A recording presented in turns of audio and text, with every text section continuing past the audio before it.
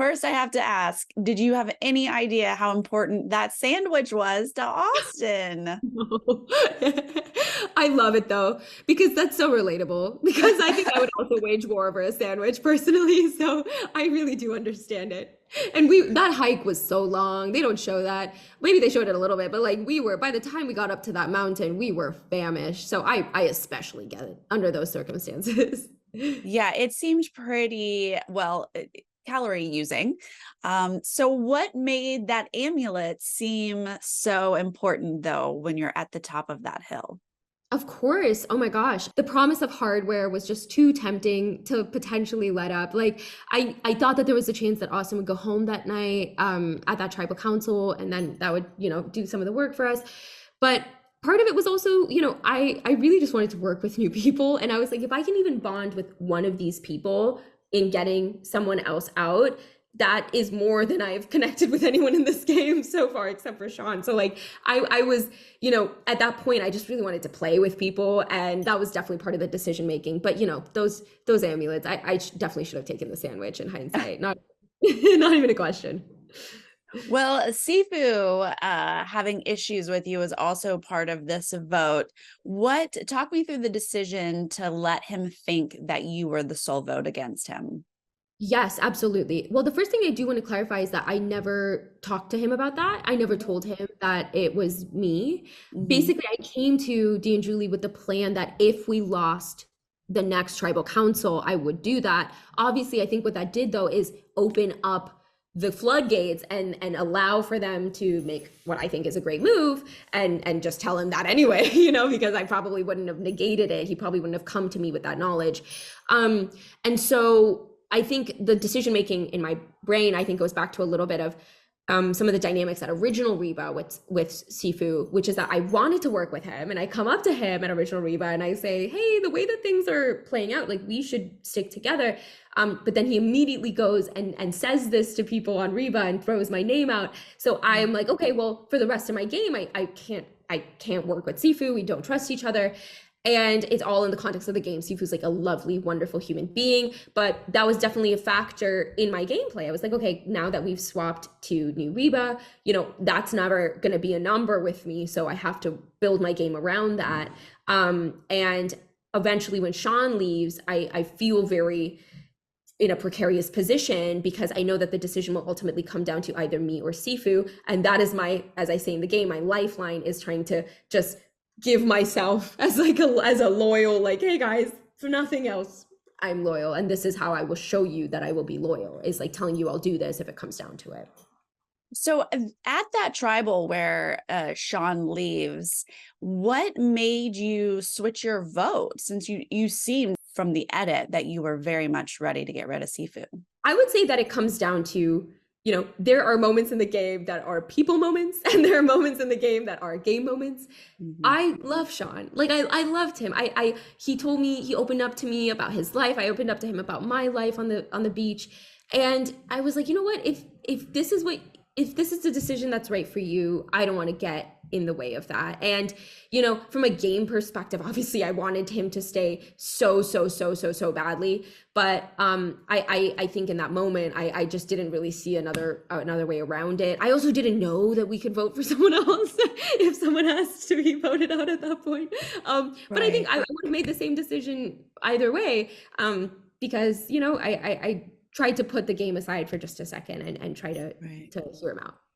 Okay, so you put the game aside, but so you didn't have a realization that D was still headed down the Sifu track. Exactly. I did not know that, but I did obviously learn that, and I did know that when we came back to camp. I did know that that was how things shook out.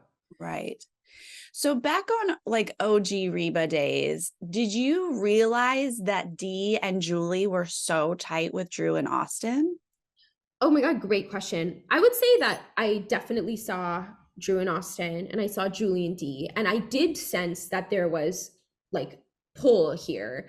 I would Hmm. say that I wasn't 100% aware of how close each of the duos were to each other until Mergatory. And so and I would attribute that to great gameplay. And so I think obviously that read comes and bites me in the butt in the mergatory a little bit. But yeah, I think that's how I would characterize that. I did think that there was a little bit of room to potentially wiggle in with one of the duos, and I picked the girls over the guys. Yeah. So going into this tribal, I mean, only part of you guys are even eligible to go. And then Caleb throws your name out. I mean, talk me through how you're feeling at that point.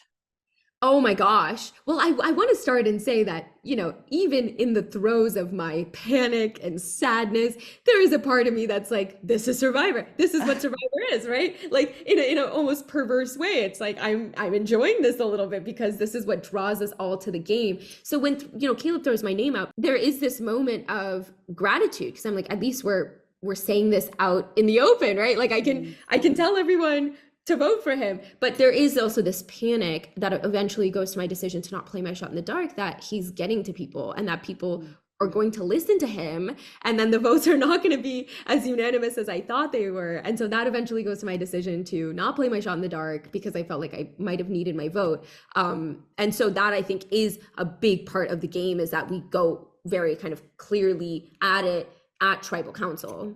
And then historically, we get a shot in the dark that works. I mean, as you mentioned, you're aware you're on Survivor. So it's like kind of exciting and also extremely terrifying for you.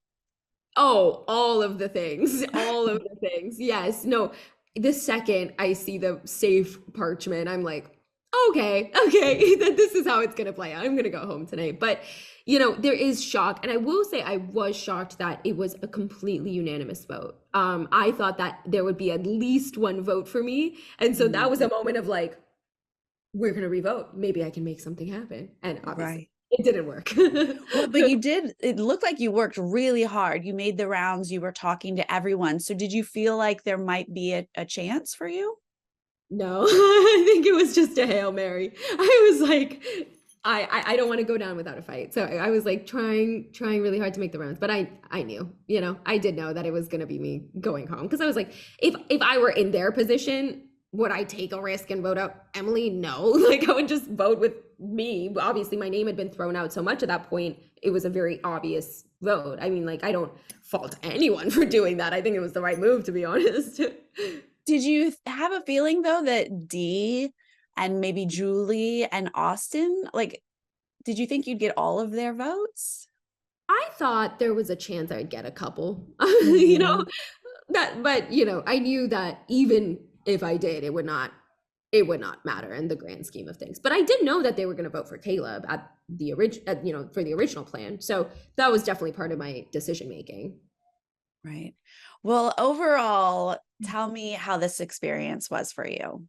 Yes. Oh my gosh. It was the best experience of my life. It was the adventure of a lifetime. I've just always wanted to have this experience. I'm so unbelievably grateful that it happened at all. I know how many people want to be out there playing. And there's this moment where Jeff asks me after the Mergatory challenge, we're broken down and battered and covered in mud. And he's like, well, what are you feeling in this moment? And I take a moment and I'm like, I mean, I'm aware how much I've dreamt about being in this position, right? Like even the lows of Survivor are the biggest highs of your life because it's Survivor. It's a beautiful adventure. And I will also say, like, from a representation angle, what an honor it was to like go out there as an Indian American woman. Growing up, I didn't get to see a lot of people who like looked like me on television being badasses. And if I inspired maybe even one Indian future contestant to apply to the show, I would consider this such a win in my book. So if I can pass the torch, no pun intended, and encourage any Indian contestants out there, like I know that this is not super popular in the community to like go on Survivor. Like sometimes you'll have parents in your ear being like, don't do it, it's risky, but I promise that it's worth every amount of effort to get out here. It was like a wonderful experience, top to bottom. That's lovely. Thank you so much for your time today. Thank you, Sarah. I appreciate you.